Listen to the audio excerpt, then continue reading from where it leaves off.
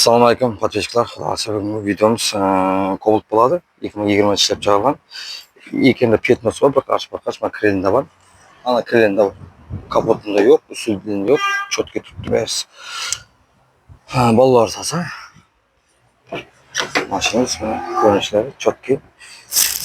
Pробеги 132.550 km turibdi. Konditsioner bor. Konditsioner mexanika, magnitofon va cho'tki. Mashinamiz Çexollar ham qo'ygan ekan cho'tki. Qara.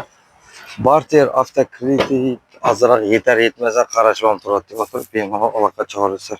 Telefonlarim shu 90 dan 420 0035 raqamga telefon qiziqqanlar. Mana mashinamiz ko'rinishlari.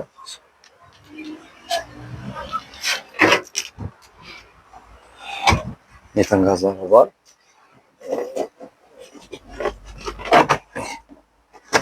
Cho'tki turibdi. Stansiya kirib tekshirtirib olaverasiz, xudo xolasa. Manzil shu Qoraqalpog'iston Respublikasi Berin tumanida ravon etmişler. Mashinamiz. Mana ko'rinishlari. Bunun bahasini 125 ming aytibdi. 125 dan chiroyli qaytib beradi. Barter avtokredit azroq yetar yetmasa qarashib ham turadi. Bemalol qachonsa. Shu mashinamiz avtositda turadi, avtositda keladi. Xudo xolasa bu kechqurun 15-yil Cobalt'imiz teatr ona obzor etamiz nasib etsa. Deb aytdik.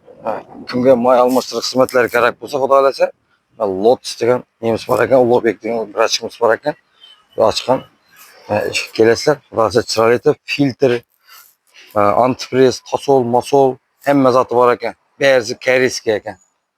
Germanskiy, koreyskiy turma. Avtomat korobka maylar jitkis. Mexanik korobka maylar ham bor ekan. Bemalol aloqa chiqib netib kelaverasizlar. Shu birdagida shu Kapital bankning qarshısida Ulug'bek. Telefon aytib Ulug'bek. 90 dan 707 69 55.